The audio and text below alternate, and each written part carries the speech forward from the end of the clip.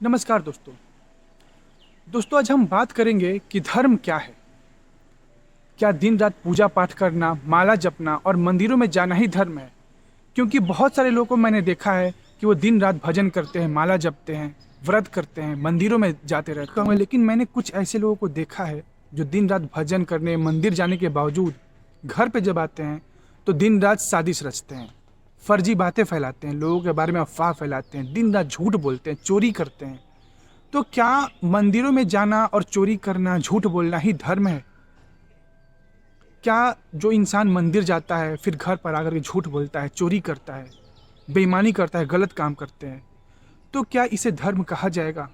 हम इसे समझने की कोशिश करेंगे।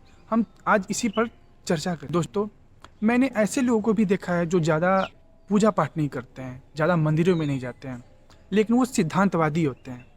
वो झूठ नहीं बोलते हैं ज़्यादा। वो अगर कहीं सच है तो उसको उसके लिए वो लड़ते हैं। वो लोग सिस्टम के जरिए काम करते हैं, सिद्धांतों पे काम करते हैं।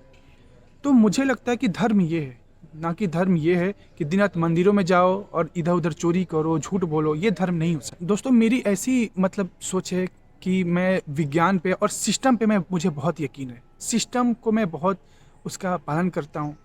तो मुझे लगता है कि हमारा जो लोकतंत्र है वो भी एक धर्म है, क्योंकि वो धर्म सच के लिए लड़ता है, झूठ से वो दूर जाने की हमें प्रेरणा देता है, सच के लिए वो लड़ता है। हमारा जो लोकतंत्र है, जो हमारी न्यायपालिका है, मानते हैं इसमें भी बहुत सारे करप्शन है, लेकिन ये धर्म के रास्ते हमें धर्म का ही रास्ता दिखाता है। हमारा हिंदू धर्म समेत जितने भी दुनिया के धर्म हैं, हमें तो वो यही रास्ता दिखाते हैं कि हमें सच के लिए लड़ना है। हमारे लोकतंत्र भी तो वही काम करता है।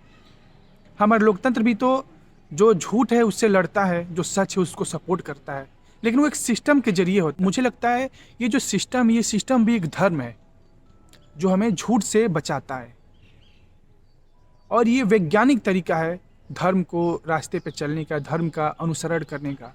ये शायद आप लोग को बहुत नई चीज़ें सुनने को मिलेगी, लेकिन मुझे यही लगता है कि जो हमारा धर्म है, जो हिंदू धर्म भी है, वो भी यही कहता है कि हमें सच के लिए लड़ना है, हमें सच के लिए को सपोर्ट करना है। अब आप उसको किसी भी तरह से कीजिए, आप उसको सिस्टम के जरिए करिए, ये भी एक धर्म ही है। तो हमारा लोकतंत्र भी धर्म के रास्ते पे ही हमें ले जाता है। जो तानाशाही है वो अधर्म के रास्ते पे हमें ले जाता है। मुझे नहीं लगता दुनिया का कोई भी धर्म ये कहता है कि नहीं आप झूठ बोलो, चोरी करो, फर्जी बातें करो, लोगों के बारे में अफवाह फैलाओ, हिंसा करो, मारपीट करो, डाका डालो।